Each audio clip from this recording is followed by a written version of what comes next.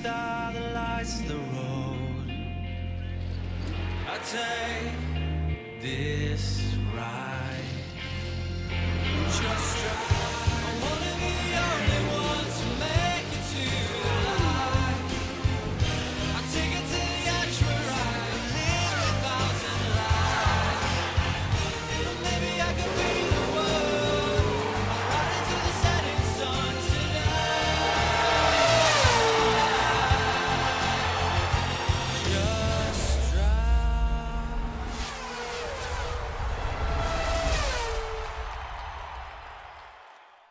Hello and welcome to the final testing notebook of 2014. Seems amazing, doesn't it? We come to the end of the road of winter testing. This is it, the final day of the pre-season preparations for what is going to be an incredible 2014 season. You know, we can't say yet that Sebastian Vettel is due to give up his crown as world champion, but we can say it's going to be unpredictable, it's going to be fun. It's certainly not going to be another Sebastian Vettel walkover.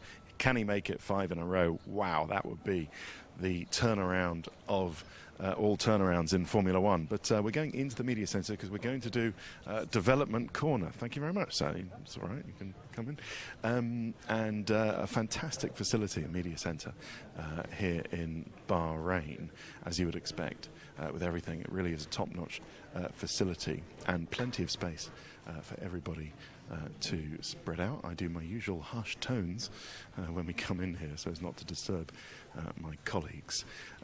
Photographs, as I say, we're going to do Development Corner. Photos, as usual, courtesy of Sutton Images, who are here. So thanks to Keith and Patrick and everybody at Sutton Images.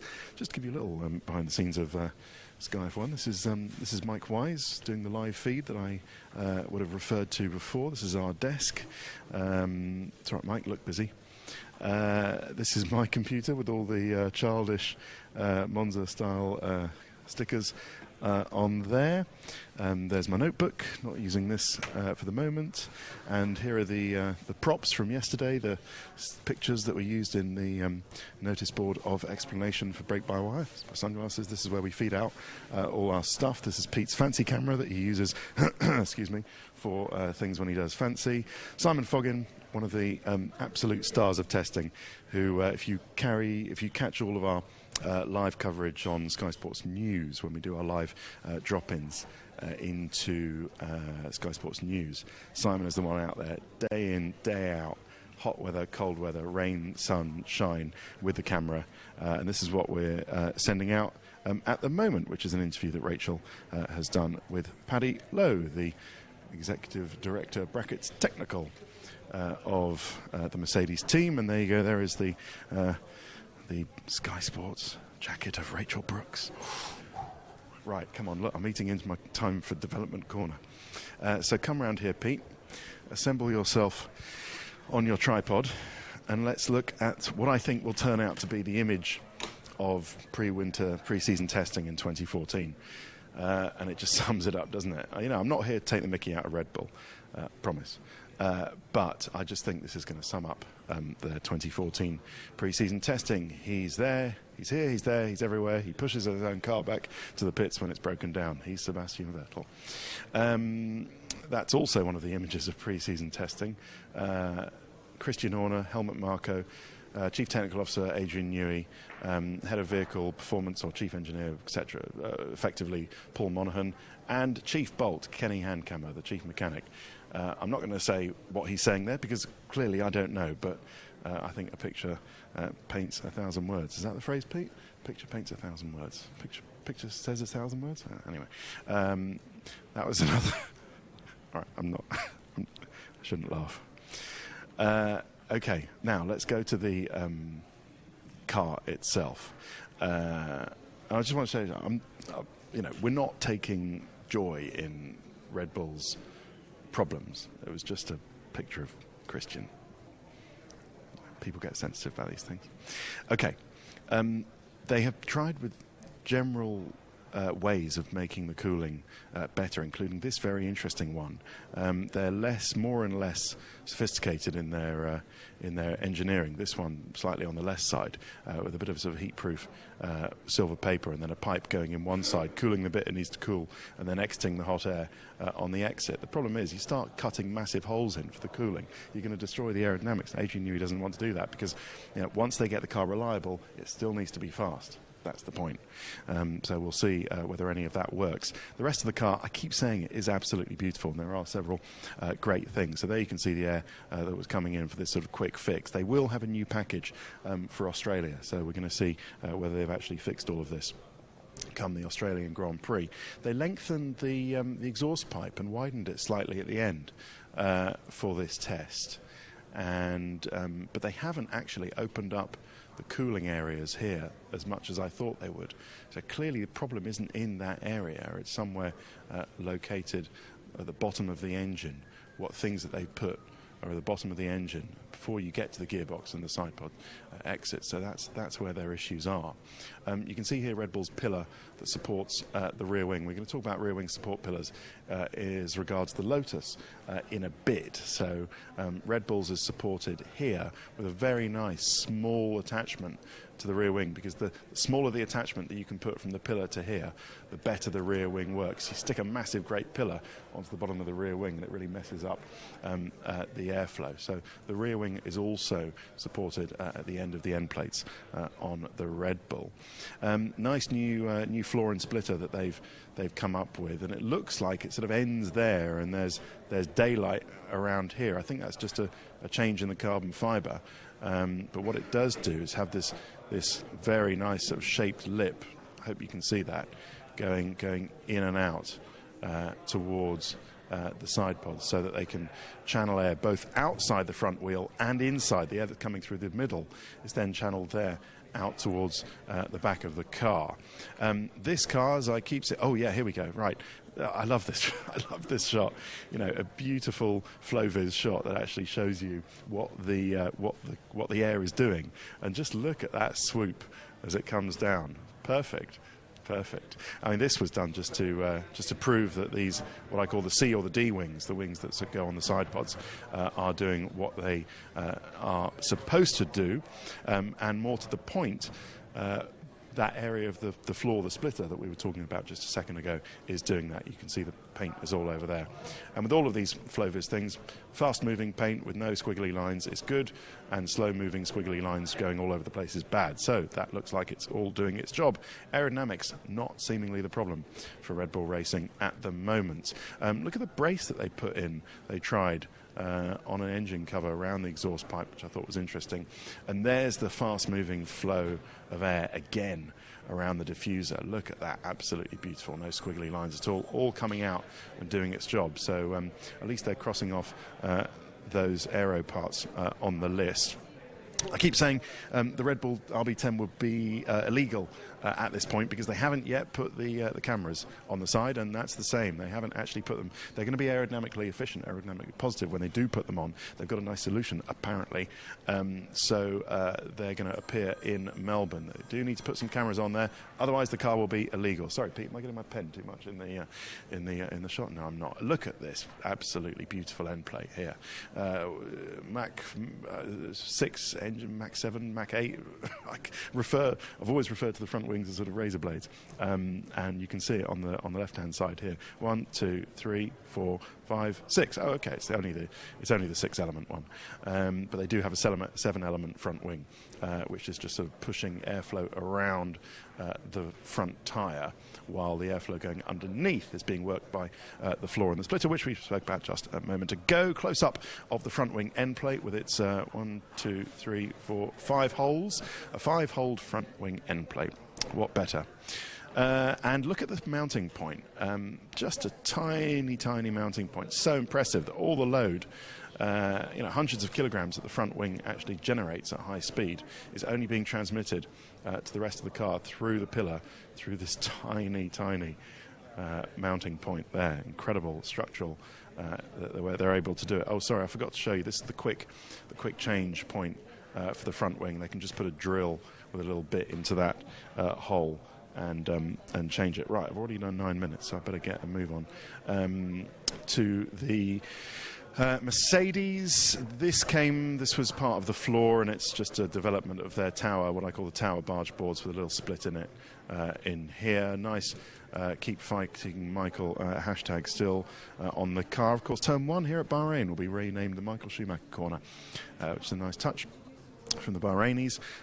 There's also been development around the rear of the Mercedes. They've put in an extra flap around the area where the starting hole is. Actually, it's very difficult to get the starting hole in. It's just around under there. But this is an area where you still can put a bit of bodywork in. So you've got this sort of square flap in here. The monkey seat still exists, shrouding over the exhaust pipe. And then Mercedes also having what they call a Y-shaped pillar, because the pillar that supports the rear wing also comes down onto the top of the monkey seat and sort of divides in a Y shape either side to transmit its downforce onto there. Look at the curve of this rear wing end plate. I really love that. They sort of twisted the rear wing end plate round here. You can't see it quite so much on that side, but you can see it on there.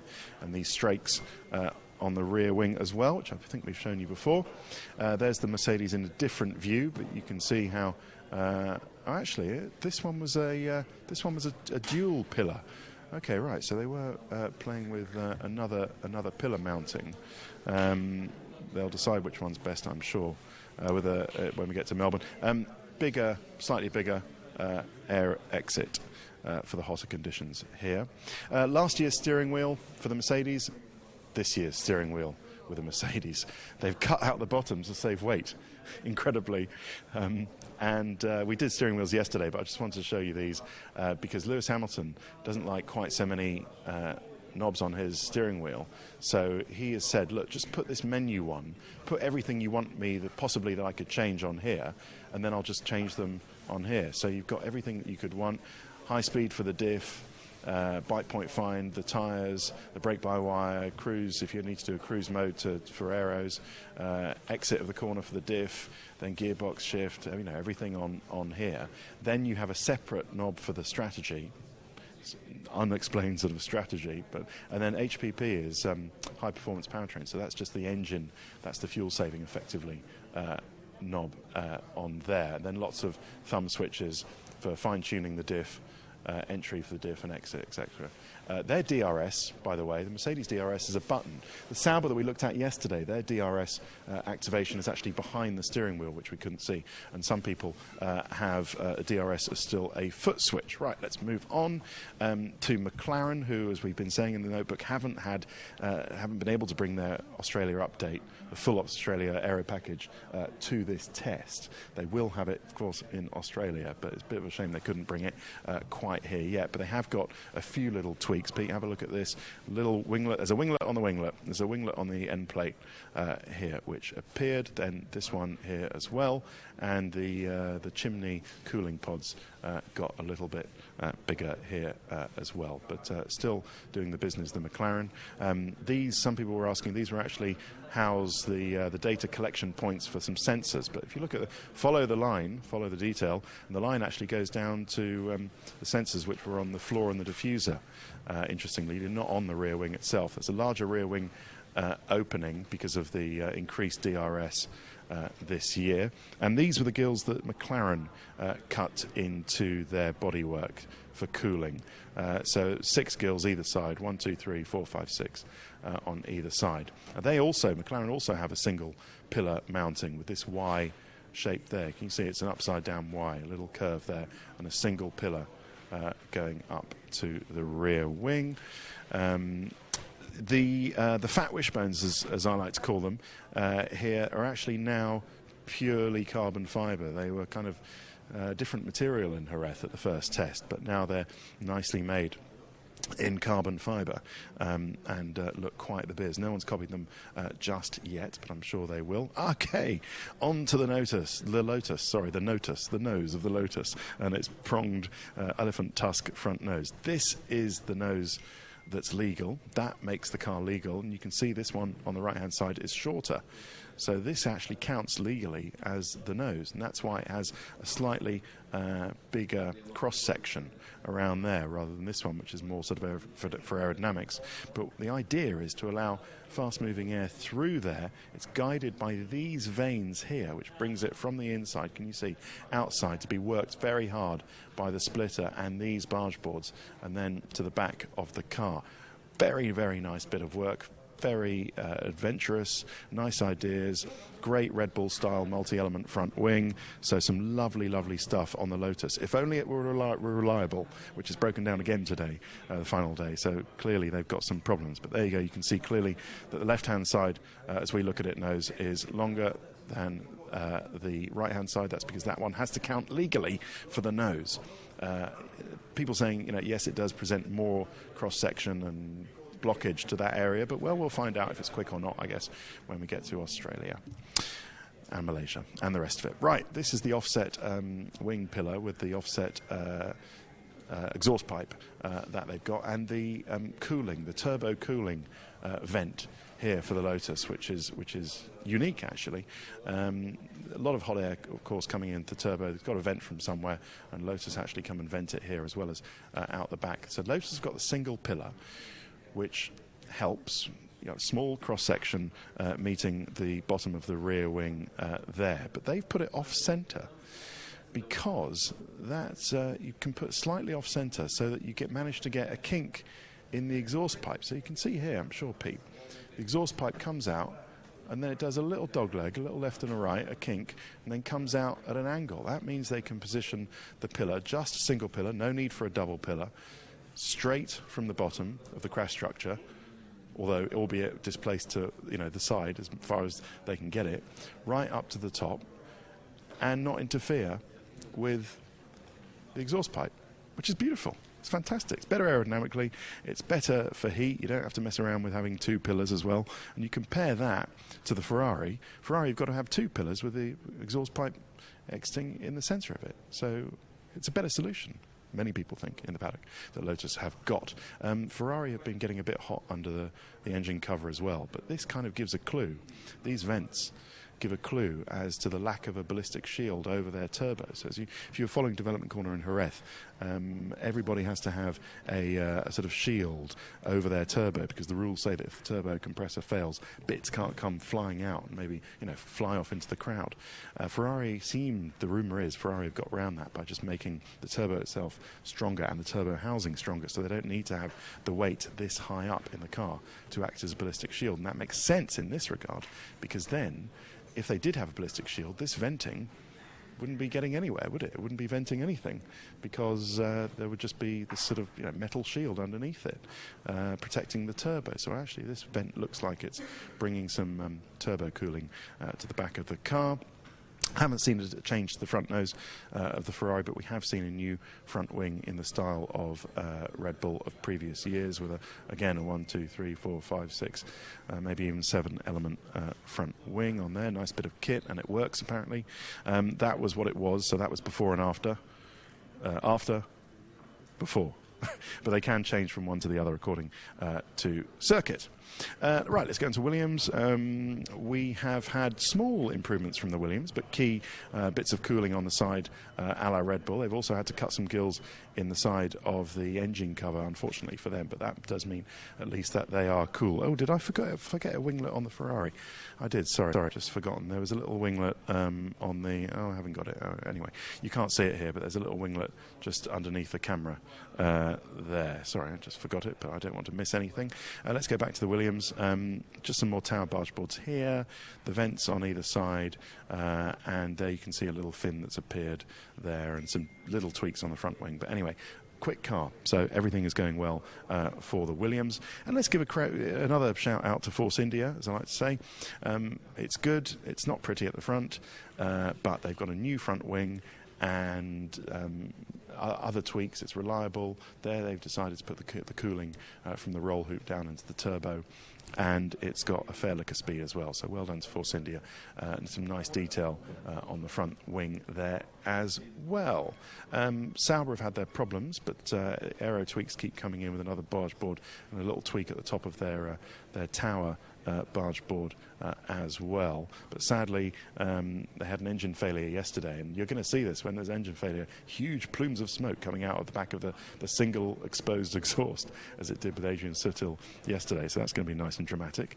Nice pictures there. Whoa, hello. That's the revised Toro Rosso nose.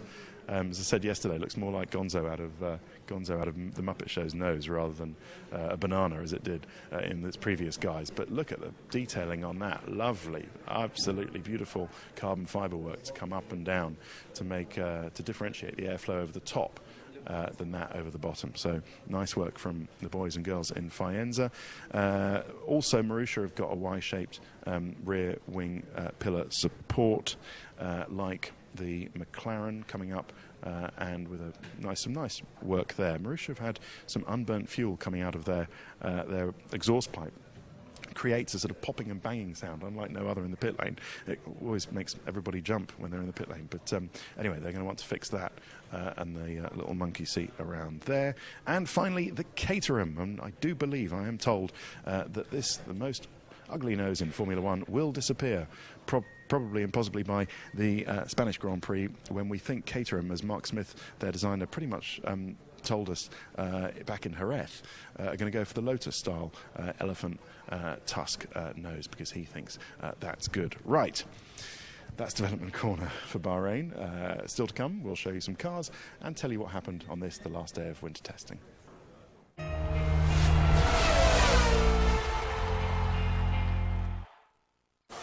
And welcome back to the Notebook for the final day of testing. Now, it's darkness in the paddock. If we just turn off the light, Pete, you can see how dark it is. But they've extended the sessions running by half an hour because they want to test the lights. Because, of course, this year, it's a night race. So you've got an idea of how dark it is in the paddock. And then you come through the little walkway into the pit lane, and boom, as they say. Singapore, Abu Dhabi. And it was important for the organisers both to test that all the floodlights work, and more importantly, that the drivers are happy with the illumination. And I've got to say, this is absolutely on a par with Abu Dhabi, and pretty much in Singapore as well. Now, you joined us at an interesting moment at McLaren, because they only did 21 laps before they had a stoppage as yet undisclosed. And they were trying desperately to get out for one more run. They've just set Jensen out on a set of super softs, but he had to come straight back in, which is really disappointing. We have a minute or so left of the session. It's a bit of a happy hour because Lewis Hamilton is also going out with some aero paint. They've been testing a little T-splitter that we didn't show you in the Development Corner because they only put it on late this afternoon. It's a little T-splitter, an upside-down T, like that, which hangs down underneath the area underneath the driver's legs, pretty much underneath the nose cone. And that just acts to split the air either side of the chassis. It seems to be working very well. Just want to see if Jenson Button gets back out. I think the clock will probably beat him, which is a real shame.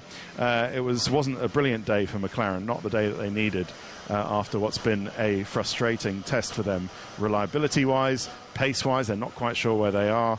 Are they in amongst the Mercedes people at the front? No, there is the checkered flag, and that is a real shame. So Jenson Button didn't make it out for a proper extended run. That pit board did say L2 on it. He was planned to do 2 laps, but it seems like they couldn't get him out, which is a shame. Careful you don't get run over, Pete, because Marussia are just coming in. So let's start from Red Bull. I must say, the cars are sounding really good now. They are sounding really hot and growly and aggressive, and it's sounding really like Formula One now after what was a shaky sound in Jerez. It was really now starting to sound good. I hope you're not going to be disappointed. So Red Bull with Sebastian Vettel had a front-end mechanical problem earlier on in the day, which they wouldn't elaborate on. Front-end mechanical, what can that be? That can only be suspension, steering, or brakes. It looked like it was a brake problem, but they're not saying particularly either way. They've got 2 days of filming. They booked the circuit out for a couple of filming days, have Red Bull, for the next 2 days. Tomorrow they're going to run the RB10, but they've also brought the RB8 out here because they're going to run the RB8 the day after. On Tuesday. It's Sunday here at the moment, of course. That's not because they can't run the RB10, as some cynics might suggest, for 2 straight days. It's because, firstly, they don't want to use both of their filming days with the RB10 out all together at the start of the season. And secondly, actually, let's just get the vacuum cleaner sound effect of the Ferrari when it winds down. Secondly, is he going to try reverse? Let's find out. I'll shut it. I'll stop talking when he can.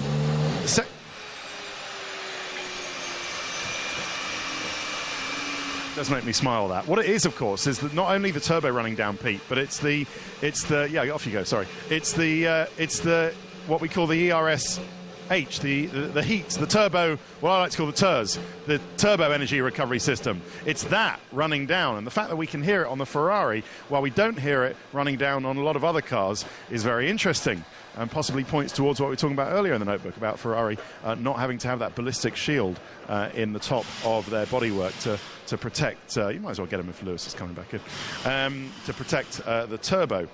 So yeah, it's, the fact that Red Bull are doing 1 day of the RB10 tomorrow and 1 day of the RB8 on Tuesday, not because the RB10 won't run for 2 days, although it might not, but we don't know that. It's because it needs to get back to the UK to get packed up for Australia. Mercedes, I've told you about their T-splitter under the nose.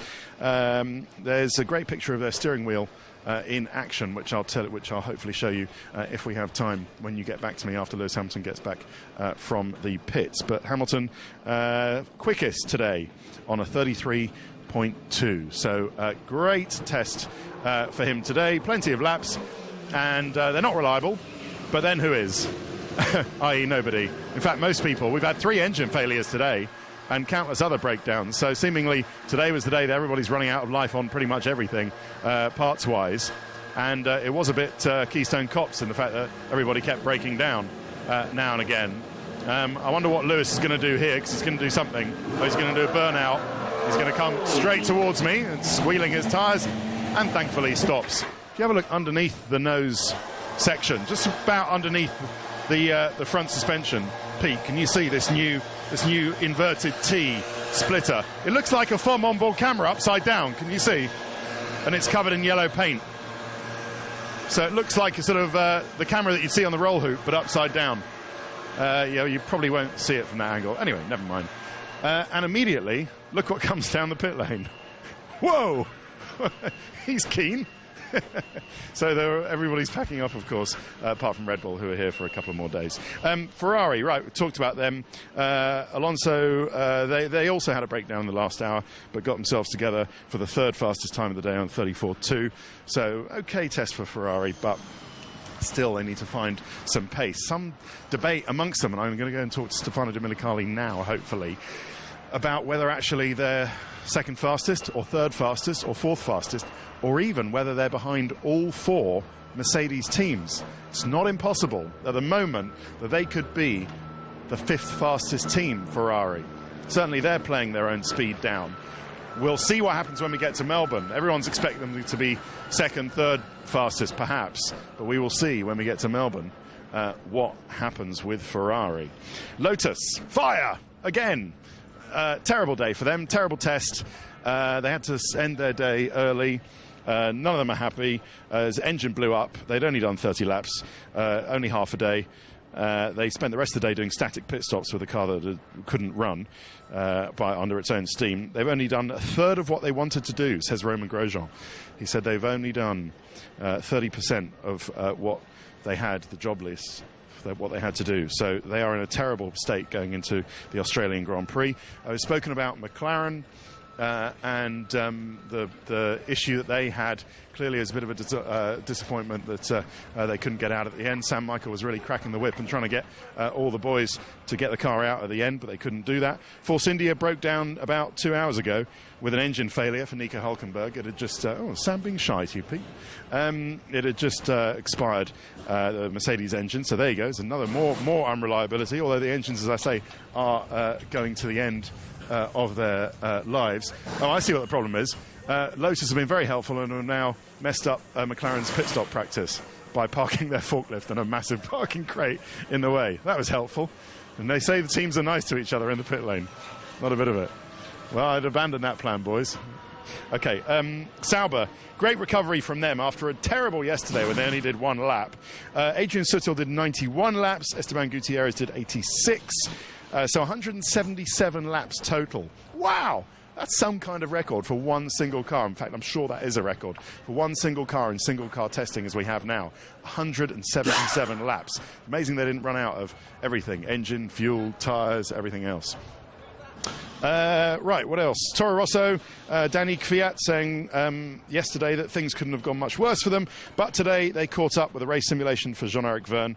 Getting a nice close-up view of the McLaren, aren't we? Very nice bit of kit. Where are the screens now? And they did do better today with some decent laps for Jean-Eric Verne. Williams had a breakdown with an engine failure as well for them at the end of the day.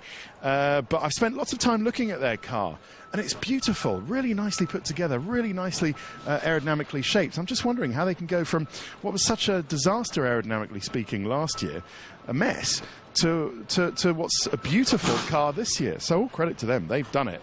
They got it so wrong last year, and seemingly Williams have got it so right this year. Marussia, again, a good day for them. They remain faster than Caterham. That's because Caterham broke down before they were going to do any of their qualifying simulations. They had a clutch failure, and that meant that they couldn't do any of their low fuel, super soft tyre qualifying simulations to show exactly how fast they are, and if they are indeed faster than Marussia. But we don't think they are, and neither do they. But you never know. You get to Melbourne, things might be different. Right, that is it. We're out of time. Thank you so much for watching all the notebooks in testing. Next stop, Melbourne. That's not true. Next stop is the F1 show on Channel 406, Sky F1 on Friday. I should know, it's my programme. 8 p.m. Yes, that's right. No, well, anyway, we're sharing the presenting this year. It's not my programme anymore. It's Natalie's programme, and we're sharing the presenting. I'm doing it, Simon's doing it, Crofty's doing it. So we're all sharing it around, which is good. And you can be a part of the live audience. So just hit the website, skysports.com/F1, and apply to come in the live audience, because we'd love to see you and make you to be part of the show. There's lots of stuff on that website. There's me rambling trackside. There's all the notebooks throughout the year, probably. There might be an Ask Crofty on there as well, I'm not sure. And there's some other good stuff on there as well. And then Australian Grand Prix, our coverage starts Thursday night before the event with free practice 1. And we'll have lots of other good stuff as well. So thank you very much. See you in Melbourne. Bye-bye.